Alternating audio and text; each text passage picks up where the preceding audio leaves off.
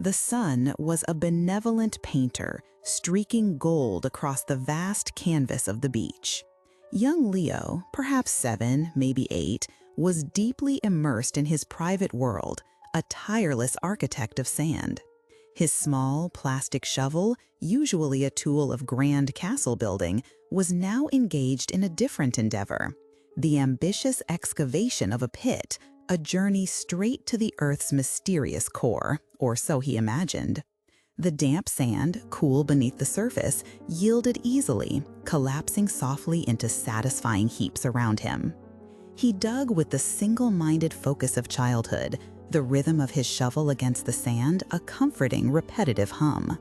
His mind wasn't on anything specific, just the simple joy of effort, the tactile pleasure of dirt and grit, the endless potential of a summer afternoon. And then his shovel struck something unyielding. It wasn't the familiar resistance of a buried shell or a smooth, tide-worn stone. This felt different, solid, organic, yet strangely smooth. Curiosity, a potent force in a young boy, took hold.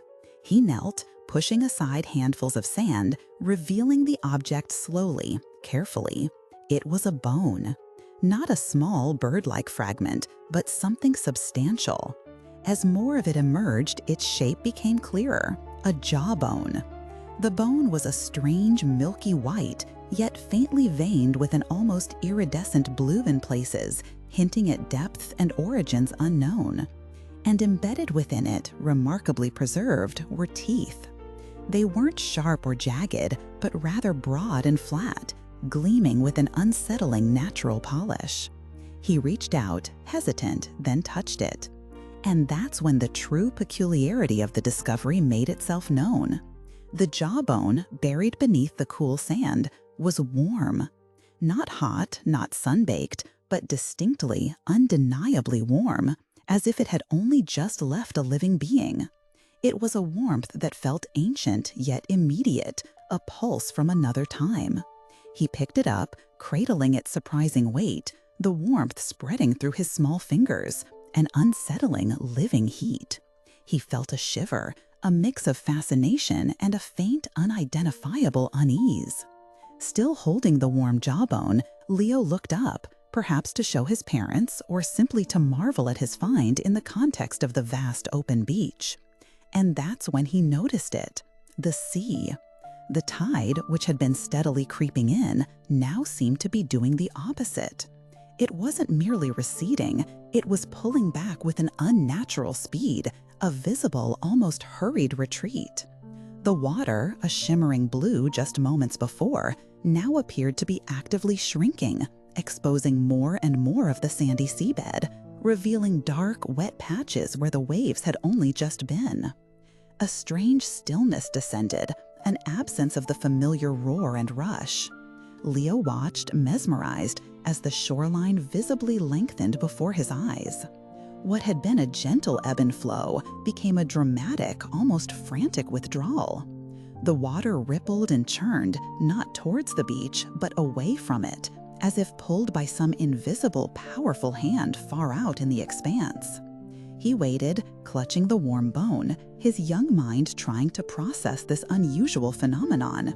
This wasn't how the tide behaved. It usually returned.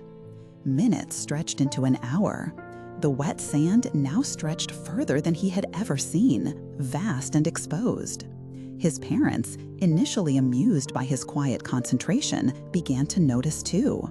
Their casual chatter faded, replaced by hushed murmurs and concerned glances towards the distant, receding water. The horizon itself seemed to have shifted. The line between sea and sky pushed further and further away. The quiet unease deepened, spreading through the small group of beachgoers. The tide usually returned, but it didn't. Days turned into weeks, and the sea never returned. The initial bewilderment gave way to a strange kind of awe, then to a gradual, hesitant acceptance. The familiar coastline was fundamentally altered. What once was the vast, mysterious ocean became a new, sprawling landscape, the exposed seabed. It revealed secrets that had been hidden for millennia. Old shipwrecks, barnacle-encrusted and haunting, lay revealed like ancient ghosts.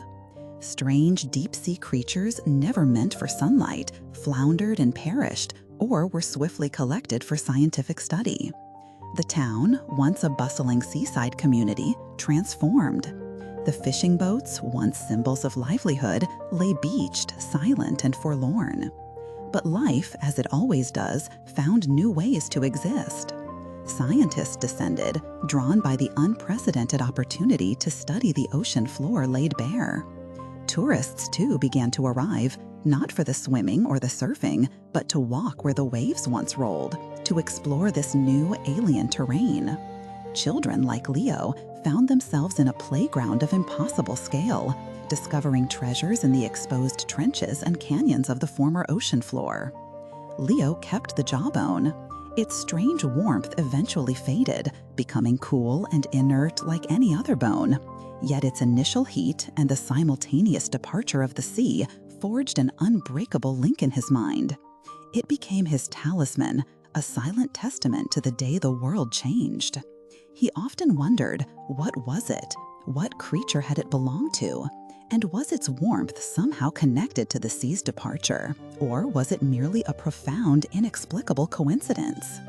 The questions lingered, echoing in the vast new silence where the ocean's roar used to be.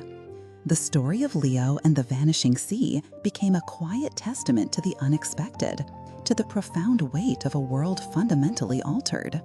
It wasn't a story of loss alone, but of adaptation, of the human capacity to find new rhythms when the old ones cease to be.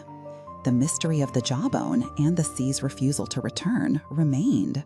It was a reminder that sometimes the world simply shifts, and all we can do is observe, adapt, and wonder at the silent, often inexplicable power of the unknown. This story, like so many moments in life, leaves us with questions, not always answers. What do you think happened to the sea?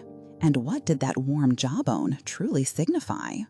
Perhaps it's in sharing our thoughts, our quiet reflections, that we can collectively begin to understand the deeper currents of the world around us. Please feel free to share your thoughts in the comments below, or connect with us if you found this story thought-provoking. We love hearing from you.